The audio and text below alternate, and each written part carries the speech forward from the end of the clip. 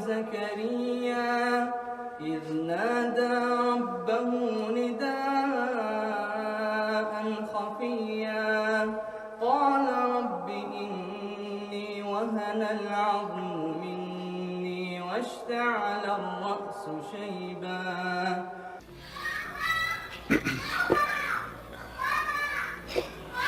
Sounds like one of my children.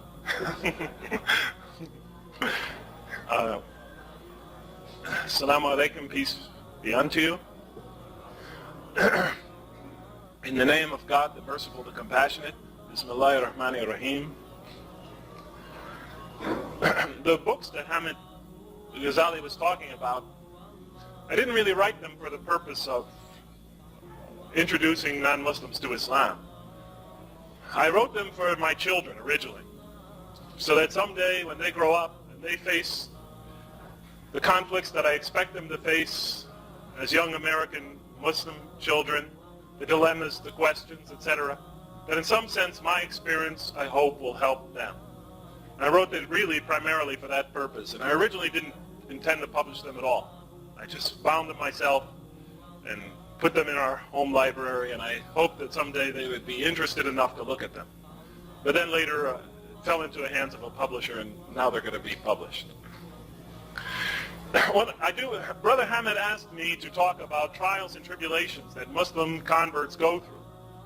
I told him, Hamid, I'm not really excited about this topic. First of all, there are a lot of Muslims around the world that are suffering a lot more than any convert does in the United States of America. And I think their trials and tribulations are much more significant. That's the first thing. The second thing is, I said, this is not the most inspiring lecture in the world. Because if I deliver it truly and accurately, I have to talk about the upside and the downside, the successes and the mistakes. And Muslim audiences love to hear about the heroics, but we don't really enjoy hearing about some of the weaker realities. So I'm warning you in advance, this will probably be the least popular lecture I ever give. And I'm also not sure what benefit this lecture is to anyone. But rather than implicate other other Muslim converts, I'm going to try to restrict my sort of criticism to myself. I do mention a few other Muslim converts that were very close to me at times, but I've changed their names just to protect the innocent, as they say. So, let me begin. The lecture begins on a very positive note. And it's the part of the beginning part Muslim audiences seem to love very much. The end part sort of ends on an anticlimactic way. It ends, I think, in a very realistic way. It sort of ends open-ended. Because when you convert to Islam, you'll find that first few days after conversion, or the first few weeks or months, are perhaps one of the most exhilarating and amazing times in your life. But when your feet eventually touch ground again, and they do, you find out that becoming a Muslim is more than just making the Shahada. It's a lifelong commitment and struggle. It's a day-by-day continuous effort to surrender yourself to God. It's not just a joining of a religion, it's a continuous action. Which of course the word Islam means. It means a surrender. It's a verbal noun. And so the lecture, I think, has to end sort of in the middle of things. Because I'm not dead yet. But in any case, so let me begin. This is highly personal information. At times I'm going to talk about a few aspects of Islamic law. It's not because I want to argue a case. It's not because I'm trying to present a fatwa here today. And I'm not going to argue a case. I am only presenting it to let you know what sort of tensions, what sort of anxieties Muslim converts face. The tensions between sometimes what they think and what they feel they must do. So when I discuss some things, it's not because I'm trying to argue a point. I just want to accurately present to you the way I felt about something at a particular time and then how I acted. So with all that introduction, let me begin. The first time My first encounter with Islam may sound to you a little bit strange. It's really not so strange. Other people in other religions, even people who are not believers at all, have had similar type of experiences, but different. My first encounter was, in fact, in a tiny room with no furniture. And there was nothing on its grayish-white walls. The walls of the room were bare. Its only adornment, its only decoration, was the predominantly red and white patterned carpet that covered the floor. There was a small window, something like a basement window, facing above us, which filled the room with brilliant light. We were in rows. I was in the third row. We were only men. There were no women. We were all sitting on our heels in the direction of the window. It felt foreign. I didn't recognize anyone. I thought I may be even in a foreign country. We uniformly bowed down in prostration with our faces to the floor. It was serene and quiet, as if the sound had been turned off, like when you turn the sound off on a TV and you watch the picture. At once, we all sat back on our heels. As I looked ahead, I realized we were being led by someone in front of us, off to my left, in the middle, below the window. He was alone in his row. I only had the briefest glance at his back. He was wearing a long white gown, and on his head was a white scarf with a red pattern or design. And that's when I awoke. It was a dream. I had this dream several times, beginning when I was around 16 years old. It was a rather remarkable dream because at that age I was moving very, very close to becoming an atheist, and eventually became one when I was 17. But I would continue to have this dream every once in a while, say once a year or so, sometimes more frequently, sometimes less, for the next 10 or 12 years of my life. And it was always that brief and always the same. At first, it made absolutely no sense to me. But later I came to believe, as I reached the ages of mid-20s or something, that it seems to have some sort of religious connection. And although I shared it with persons close to me, on at least one occasion, or maybe two, I remember telling my mother about it, it didn't appear to be worthy of bothering about or making a fuss about. It didn't trouble me at all. And as a matter of fact, when I awoke, I felt strangely comfortable. But in some sense, looking back now, I realize that perhaps in some sense that seems like my first encounter with Islam. Over the years, I was an atheist. I was an atheist from the time I was about 17 until I was 28. I wasn't a belligerent atheist. I didn't hate people of other religions. And I was a curious atheist. I was sincerely willing to listen to what somebody had to say, their religious point of view. And I was sincerely curious. But generally, when I talked to people, I found that they confirmed my point of view, that religion simply doesn't make sense. Over the years, I met many Muslims. I had many Muslim friends. And frankly, I have to admit, while they were some of the friendliest and most kind and most hospitable people I ever met, and I loved being around them, I found that when they talked to religion, to me, they made the least sense of anybody I spoke to. I found that when I talked to, for example, Hindus or Buddhists or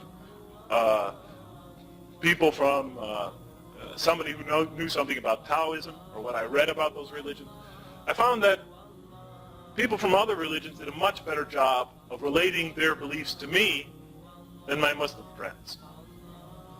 And so I very quickly dismissed Islam. But I continued to have these friendships. Well, strangely, one day I walked in my office at the University of San Francisco. I was a new assistant professor there. And apparently some student or some Muslim left a copy of the Quran on my desk. I had the habit of leaving my door unlocked. And I walked in my office one day and found it there. Later I found out who it came from. But in any case, I kept it for a while, and out of curiosity one night, I picked it up, and I began to read the Quran. And you can't simply read the Quran. You don't just pick it up and read it like you read a novel. Not if you take it seriously.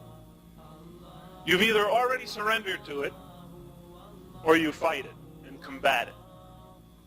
The Quran attacks you and it attacks tenaciously, directly, personally.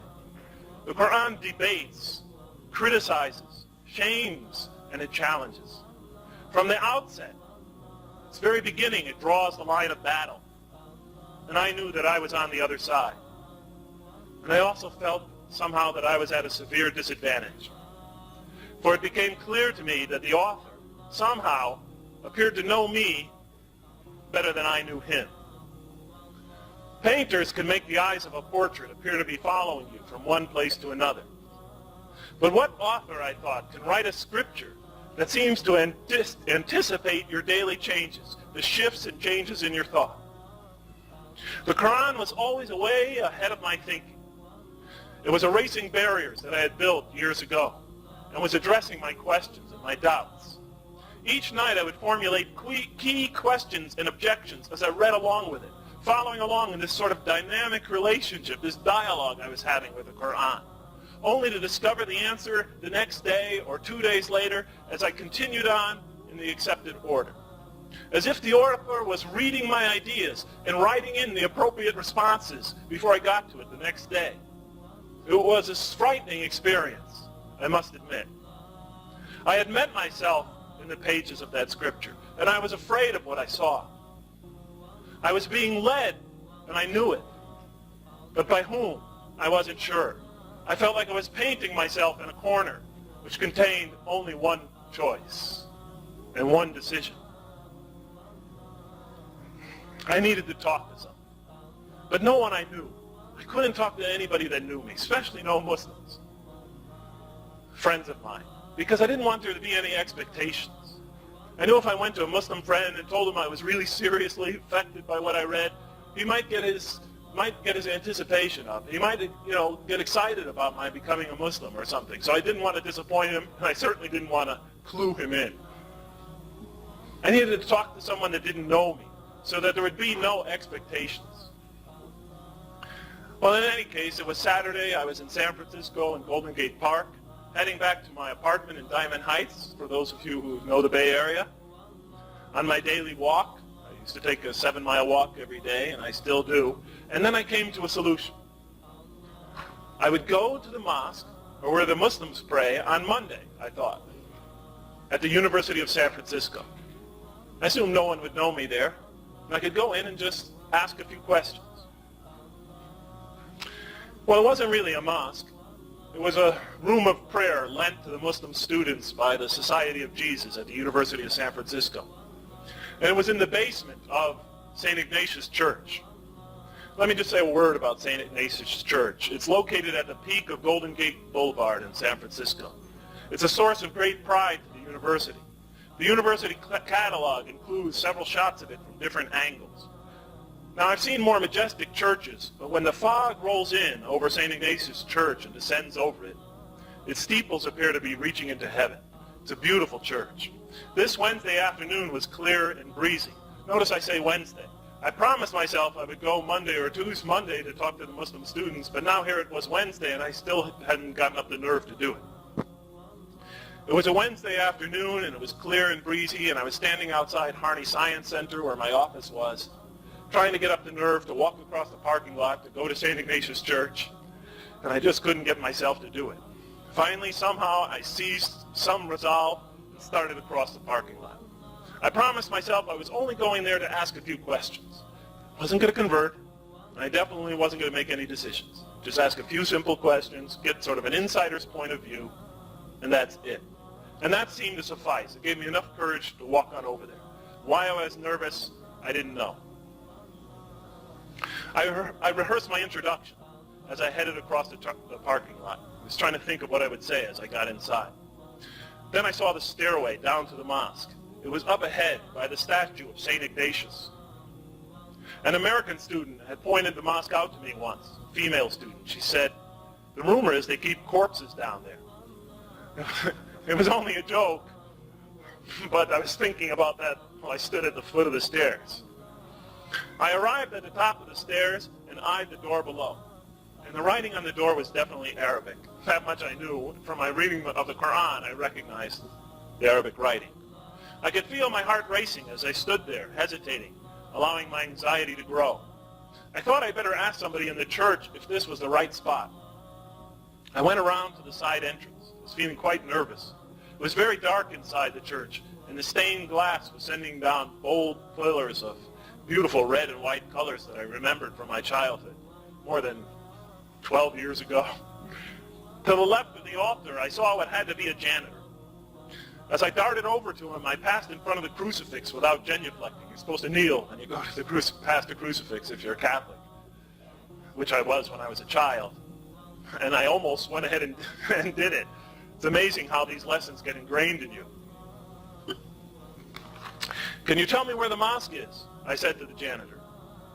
I must have looked very unbalanced, for his expression on his face was a combination of surprise and sort of anger and indignation. I didn't even wait for an answer. I went outside and drew a couple of deep breaths. Breathing deeply, what a relief it was to be out in the sun again. I needed to relax a few minutes. I don't know what was seizing me. I circled the church a few times to see if there was any other possible entrance to where the Muslims pray. Maybe I had found the wrong place. Also, it gave me time to catch my breath. There was another possible entrance, but the door was locked, so I ended up back where I began, in front of the stairs by the statue. My chest tightened and my heart was pounding midway to the door as I went down the steps. I quickly turned around and climbed back up the stairs. Wait a minute, I scolded myself. You go in and out doors every day at this university. There are only students in there, for goodness sake. I took another deep breath and backed down the stairs. The midway point was worse this time. When I reached the bottom, I felt constricted and sick. My legs that carried me 7 miles every day on a walk were weakening, were almost buckling. I reached for the doorknob. My hand was shaking. I was shaking. I was sweating. I ran for the top of the stairs. I froze there, like a child, with my back to the mosque. I didn't know what to do. I felt embarrassed. I was embarrassed and defeated. I considered returning to my office, forgetting the whole thing. Several seconds passed.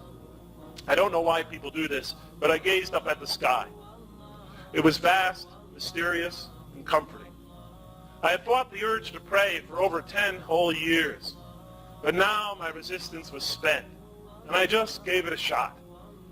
Oh God, if you want me to go down those stairs, please just give me the strength. I waited. I felt nothing. I felt absolutely nothing. I was hoping that the ground might shake. A bolt of lightning might surround me. At least goosebumps. I felt absolutely nothing. I didn't feel anything.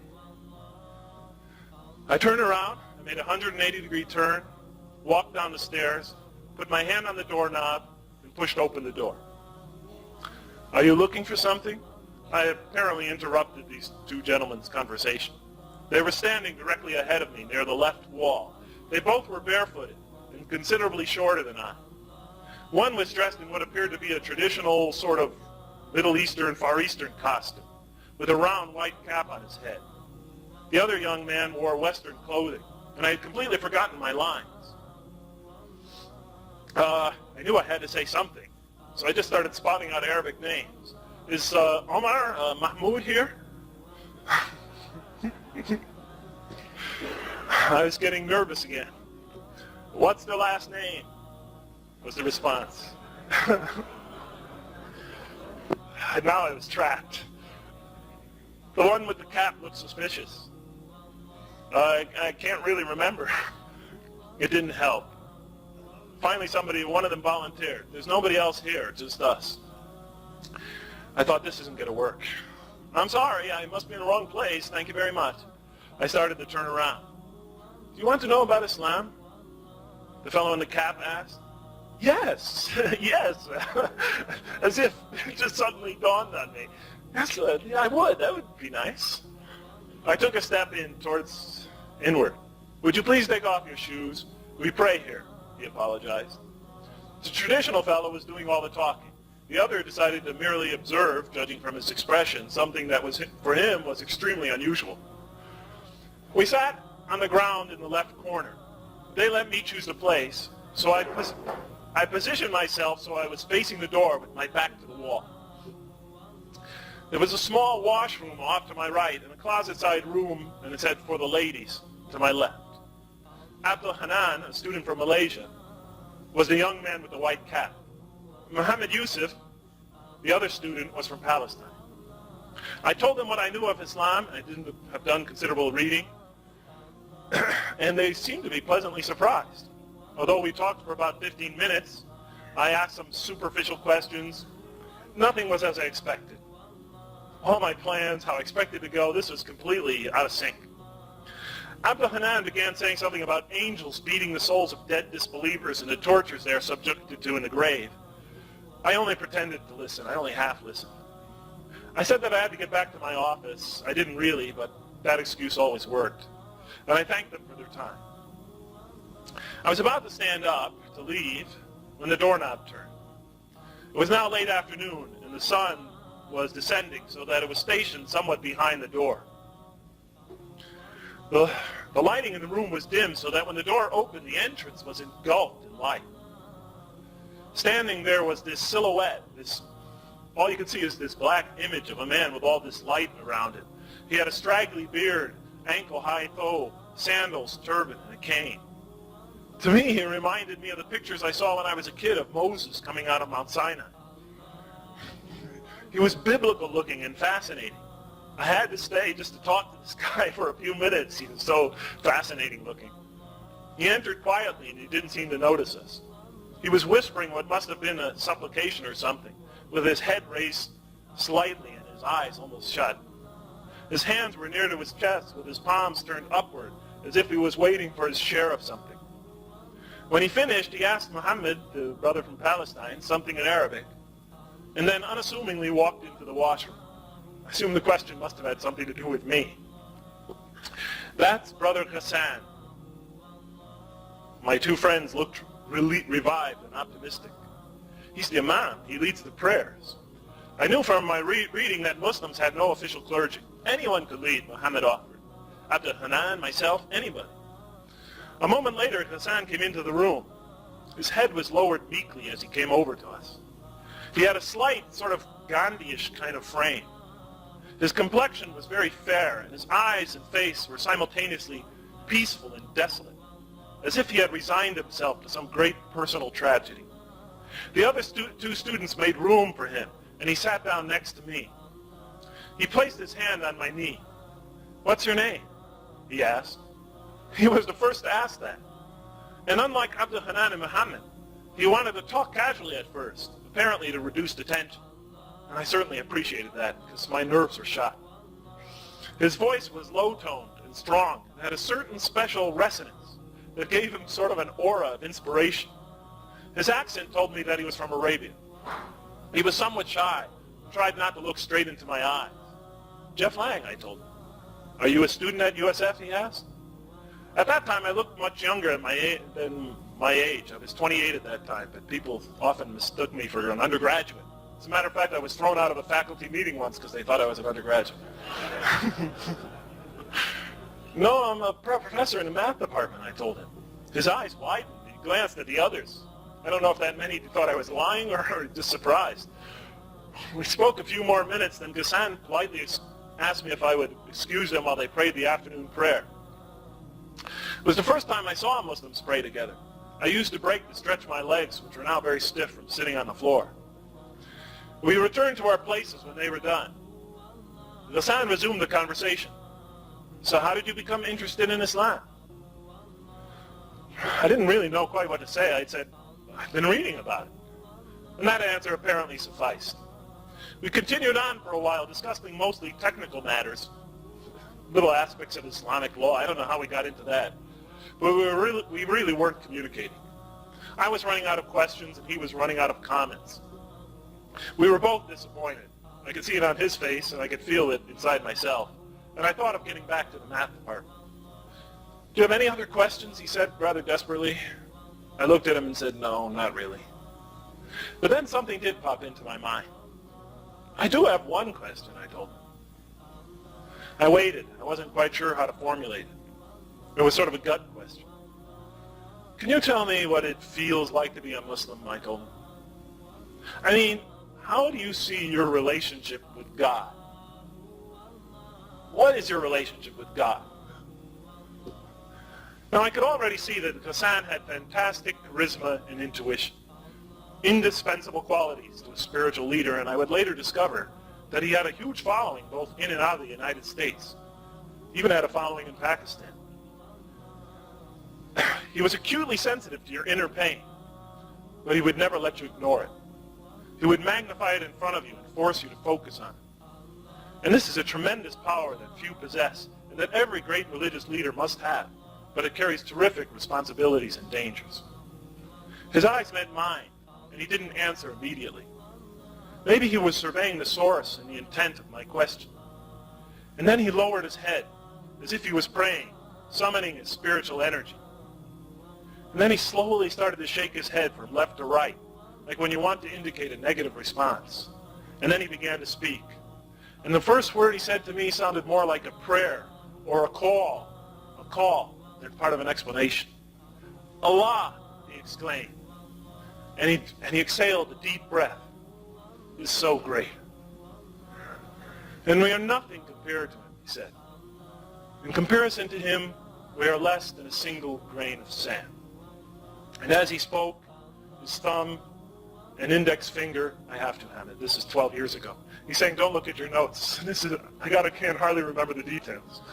And as he spoke, his thumb and index finger tightly squeezed a non-existent speck of sand, which he lowered to the floor, and then released to reveal nothing. And it made his symbol all the more effective. And yet, he said, Allah loves us more than a mother loves her baby child. Hassan was fighting back his feelings. His eyes were nearly closed, and his head was still lowered. From here until he finished, his words were like the possession of a spirit that was burning with fear, hope, and desire. Each remaining sentence would be a wave of emotion, rising and then receding, rising and receding. And nothing, he said, happens except by the will of Allah. When we breathe in, and he put his hand to his chest, it is by his will. And when we breathe out, it is by his will. When we lift our foot to take a step, it is by the will of Allah. And we would never be able to put that foot back on the ground except by his command. Even when a leaf falls from a tree and twists and turns on its journey to the ground, no segment of that journey takes place except by Allah's will. And when we pray and put our nose to the ground, we feel a joy, a rest, a peace that is outside this world, and no words could ever describe. You just have to experience it to know.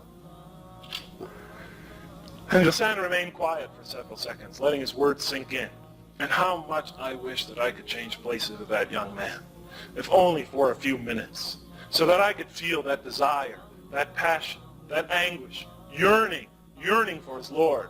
I wanted to know the serenity and the torment, the trust and the fear, rising from insignificance and aspiring for surrender. I wanted to be resuscitated from this death that was my life. So would you like to become a Muslim, he asked. His words cracked the air like thunder, exploded in my mind. Why did he have to say that? That's not why I came here. I could see myself trying to explain it. To my family, to my colleagues, to my friends. I was working at a Christian university, for goodness sake. What about my job? Faces and voices crowded my mind. My ex-wife, old acquaintances, a couple of them even dead. Well, I stumbled over excuses. I felt panicked again. My lower back and the back of my neck were hot. My palms were wet. What business was it of his anyway? Why not just leave it alone? Let us both walk out of there. He wasn't going to lose anything. I did my best to conceal my anxiety and alarm. I suffocated all that turmoil, stepped on my emotions, and spoke calmly. No, not today anyway. I really just came to ask a few questions. How I hoped that would end it. I wanted to get back to my office. What was I even doing here? My body was locked in tension, braced for the next attack. I knew I'd have to be firmer this time, because these type of people never give up. But a part of me was straining to hear him say it again. A part of me was groping, pleading, begging, praying. Don't leave me. Not after having come this far. Ghassan had been through this before, and he knew better than to give up so easily. He was a veteran. He tried again softly. I think you believe in it. Why don't you just give it a try? The voices and faces were gone. There was no need to get so upset. I didn't owe anybody anything. Not Ghassan, not my friends, not my parents, no one. This decision was exclusively mine, I thought. And then I remembered my mom and all those lessons she taught me about being quote-unquote German, or German Americans, that they taught my 4 brothers and I. And every culture has the same lessons, and they identify them as distinctly their own. But they're true in any case. And the lesson was, do what your heart feels is right. Follow your feelings. Follow your feelings, he used to say. The first time I applied that philosophy when I switched from engineering into mathematics. But now this decision seemed infinitely harder. I looked at my 3 friends, and to their amazement and shock, I nodded up and down and said, yes, I'd like to become a Muslim. 2 days later, I experienced my first Friday weekly congregational prayer. It was a beautiful, warm, picture-perfect San Francisco Indian summer day. We're in the second of the 2 cycles of prayer. Ghassan was reciting the Quran in its unique and distinctive style. Most Quran recitation, I'm sure you all know, is sort of slow, melodic, and controlled. But Ghassan used to just release it from the deepness and depths of his needs. He was like an abandoned child calling for his parents. He would pound out his pleas in intense, rhythmic chant. We stood there shoulder to shoulder, foot to foot behind him. Allahu Akbar, he called. On hearing the command, we bowed with our hands on our knees, backs perpendicular to our legs. And I whispered the divine praise, Subhana Rabbi al-Adim, glory to my Lord the Great. And I thought to myself, thank you for bringing me here. Sami Allahu liman hamida. God hears those who praise him, he called. We all stood straight and responded, Rabbana wa lakal hamd. Our Lord, to you the praise. Now we were standing in rows in tight formation. We had been moving as a single body. I had prayed 4 of the prayers on Thursday in the mosque, but never with so many people. There must have been 80 students packed into that tiny room. Young men from all over the world, representing maybe 20 countries, celebrating our unity and brotherhood. Allahu Akbar, Ghassan called again. God is great. Fluidly and gracefully, we lowered ourselves to the floor, first to our knees, then to all 4s. Then we put our faces to the carpet. I recited quietly, Subhana Rabbi al-Ala, glory to my Lord the highest, repeating it several times and thinking to myself, please never let me turn away. Allahu Akbar, he recited again, called out again, God is greater. And we sat back on our heels. We were in rows following Ghassan. I was in the 3rd. Allahu Akbar, he called. We uniformly bowed down in prostration with our faces to the red and white carpet. It was serene and quiet, and as if the sound had been turned off. At once we sat back on our heels. I looked ahead and I could see Ghassan, off to my left, in the middle, below the window, which was flooding the room with light. He was alone in his row.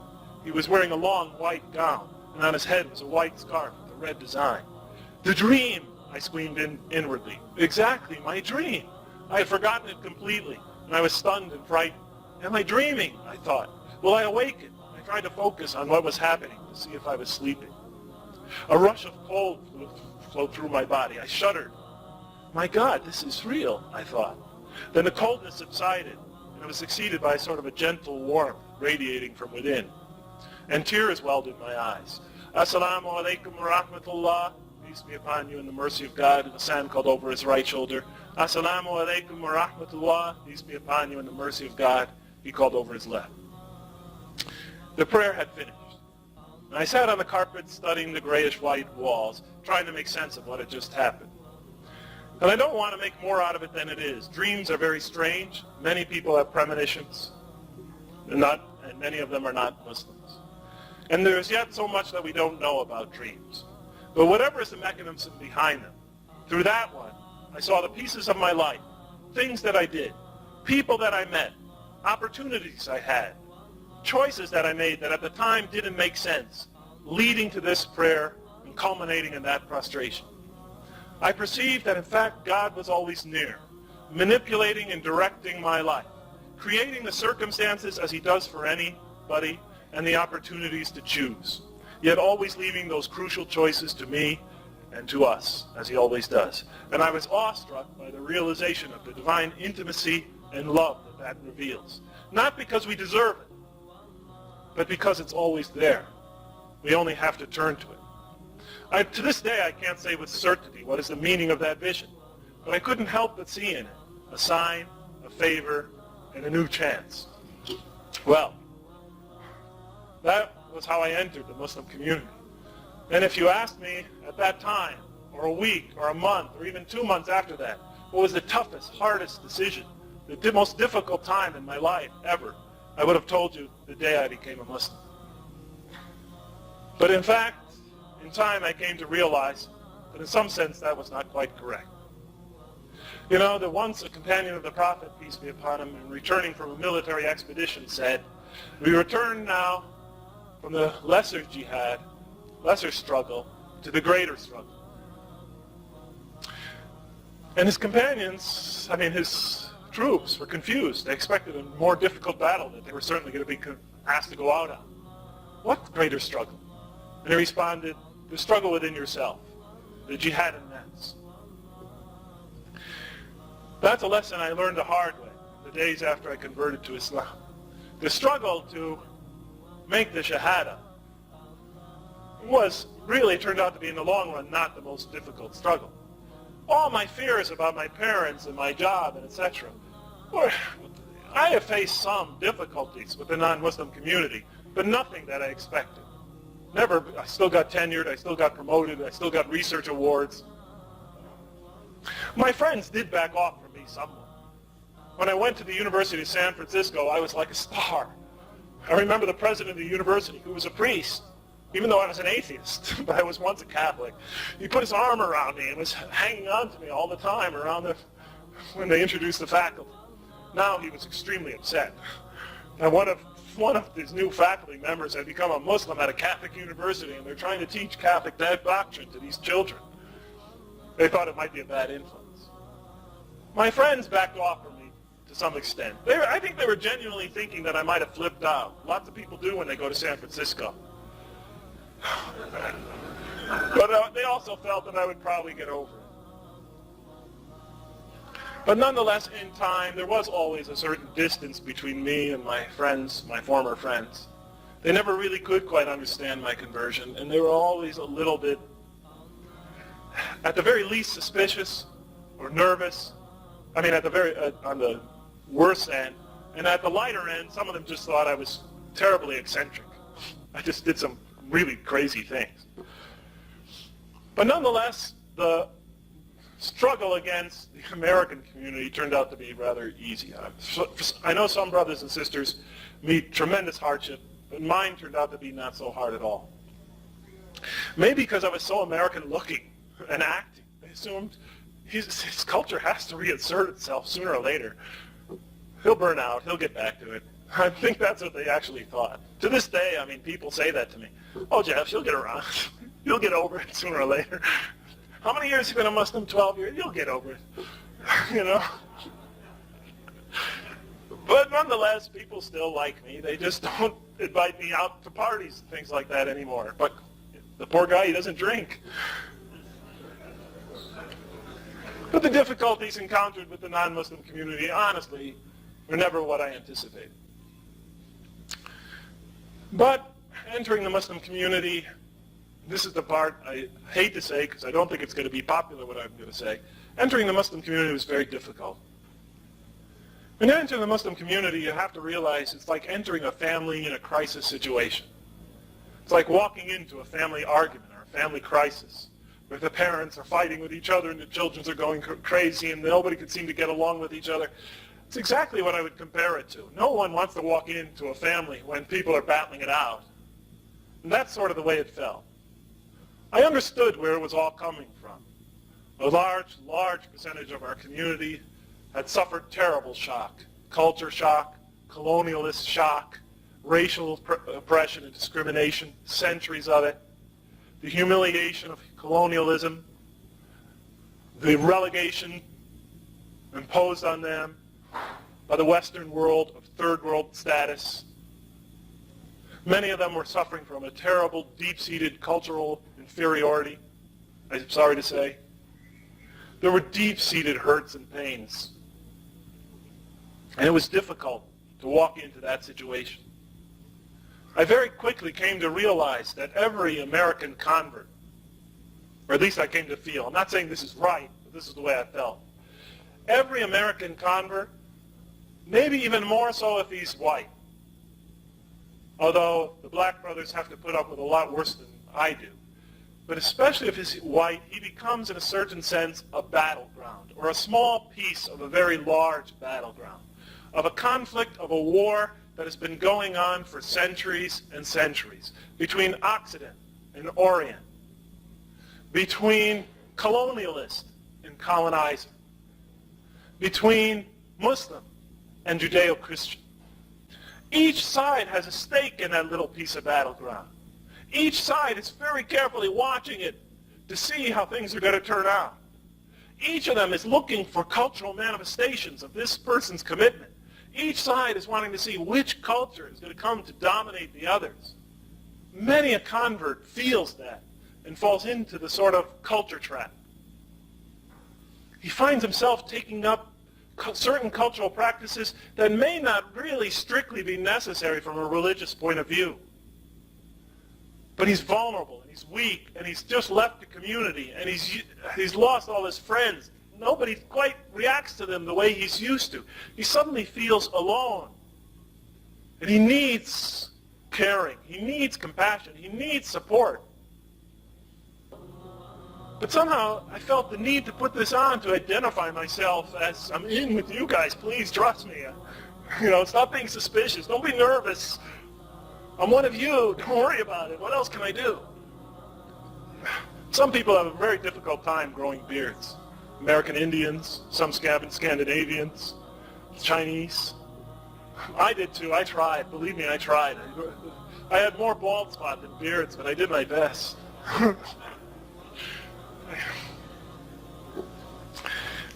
I tried everything. I thought, one way or another, I am going to prove myself a Muslim. If there was a behavior, no matter how extreme, I would adopt it. If there was an attitude, no matter how exclusivist, no matter how severe, if it set me apart from anyone else, that was me. I became one of the harshest, most exclusivist, one of the most judgmental, one of the most fire and brimstone preaching Muslims you ever saw. Because they tell you the best defense is a good offense. I think that's a psychological thing. And I thought, my God, if I am going to be accepted in this community, I will prove to them that not only am I worthy of acceptance, but they're not. And so I would get up and give speeches, long, laborious, vehement speeches about how we are not living up to the standards of the faith, how we never show up in the mosque. In fact, I was there 5 times a day. The subtle message was, perfunctorily, I'm saying we, when in fact I'm saying, you guys don't, but I do. But for humility's sake, to project a humble image, I would say we. We do not fast Ramadan. We do not fast, on the side. Of course, everyone knew I was. Or we don't grow beards. Well, I was growing something there. We're ashamed to dress like Muslims. But there I was. I was one of the most aggressive speakers I've ever seen. And that was probably my first mistake, getting into giving speeches. And now you brothers know why, and sisters know, I'm so reluctant to give speeches today. Because speech making is one of the most dangerous things you could do, especially to somebody who's new in the faith. When you stand in front of an audience like this, the challenge is to sincerity. The challenge is to telling what you feel is the truth. When you feel all this pressure to make your opinion conform to the masses in front of you, that type of challenge of sincerity is so great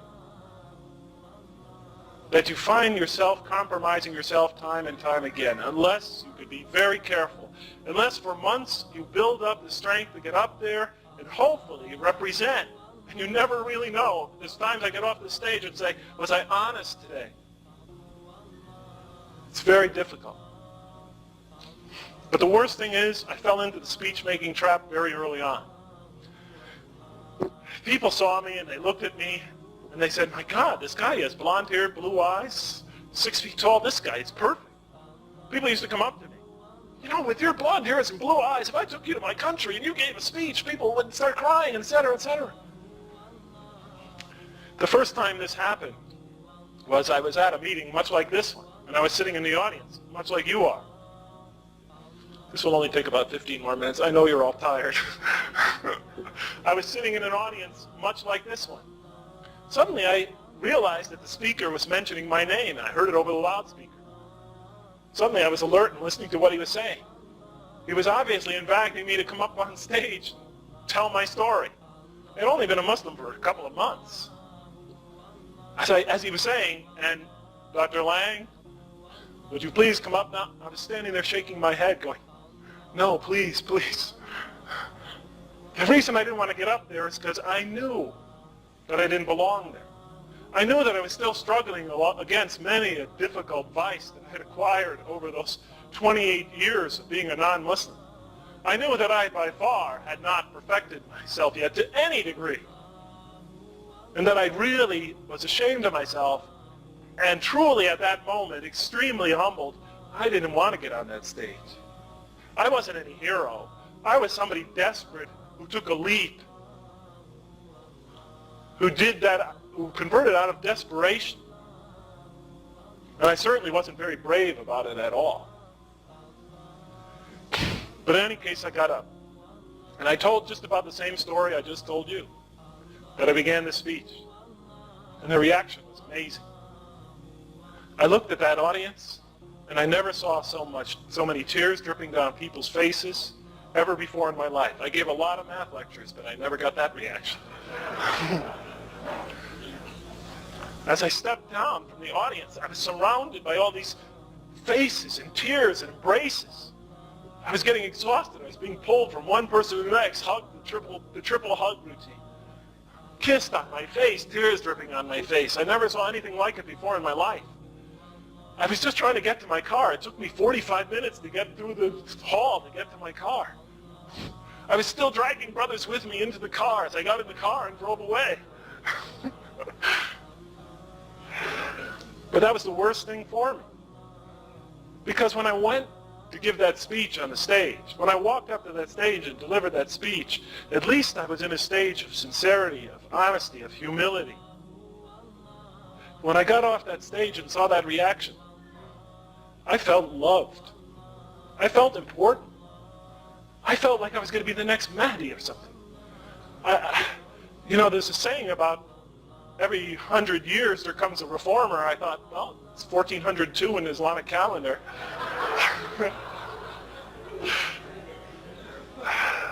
It's amazing what something like that could do to you. Suddenly you go from serving God to serving yourself. So easy, and when you're in that state of vulnerability, when you're in that state of loneliness, when you're in that state of isolation, to slip into those feelings. I needed that. And I would do anything to keep it. And so I became a speaker like you've never seen before. And combined with my own insecurities and paranoia, like I said, I gave very violent, difficult speeches. There's lots of infighting in the Muslim community. In my particular community, there was a real battle between the Tablighi Jamaat, the Salafis, the MSA, Muslim Brotherhood, etc. They were really warring it out with each other in those days. And I found little by little I was being dragged from one group to the next. And as I did, I became a spokesman for that group. Here I was, a Muslim convert of only several months. And when I was at the Tablighi Jamaat, I was claiming and proclaiming that there's only one way. Meaning this way, of course, the group I had joined, to the exclusion of all others. Notice how I became very exclusivist. You push people away and elevate yourself. Whether you do it consciously or subconsciously, you find yourself falling into the trap. Then I went with the Salafi group for a while. I got burned out on the Tablighi Jamaat. I couldn't keep with them. They really go at it. And I became exhausted. I remember one Saturday, I just couldn't take it anymore. I was so burned out that I asked the brothers to give me a ride down to the bus station. They said no, so I just picked up my things. I walked down myself 5 miles, got to the bus station, and went back to San Francisco. And I'm not putting down the brothers, by the way. I'm not criticizing the organizations. I'm just letting you know what my mindset was. They probably do very good things, but I wasn't doing very good things to myself. Next thing I know, I found myself with the Salafi brothers, and I'm not criticizing this organization. And I certainly don't want to get involved in the Shia-Sunni controversy. I don't even want to discuss it. But this was a big issue back in those days. The Iran-Iraq war was really going. Lots of people were dying on both sides. Heavy propaganda being put out by both sides. I fell into sort of the propaganda put out by one side. And I began reading it and then giving speeches about it in the masjid. And I had a very excited audience listening to me. And they gave me a lot of support. My speeches would become so enraged, and I would get so excited. I remember saying once that, I forget exactly how I put it, but I put something like that the greatest danger to Islam today and at any time in its history is Shiism. And I said right after that, it is what did I call it? A virulent parasite in the body of the Muslim community. Well, those are pretty strong words.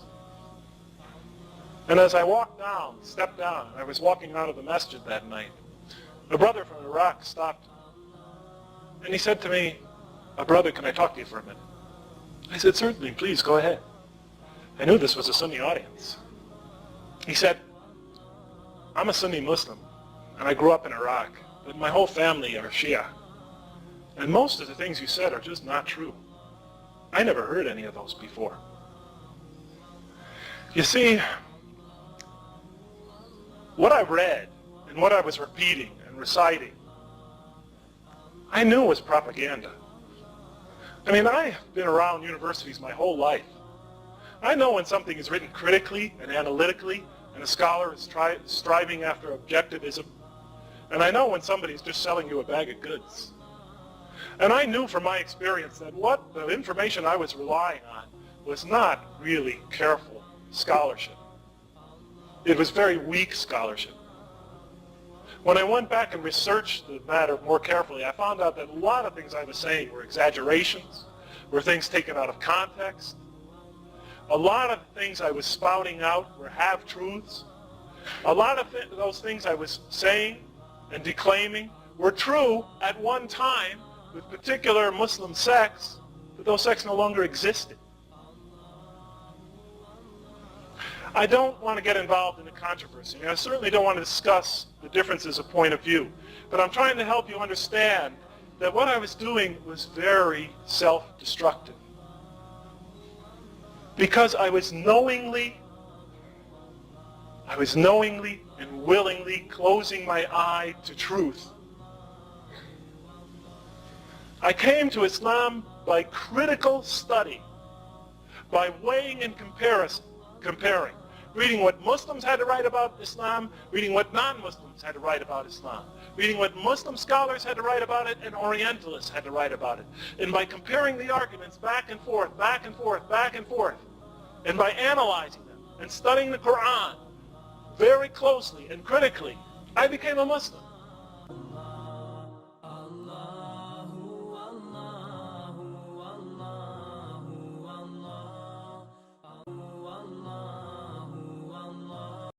رحمة ربك عبده زكريا إذ نادى ربه نداء خفيا قال رب إني وهن العظم مني واشتعل الرأس شيبا ولم أكن بدعائك رب شقيا وإني خفت الموالي من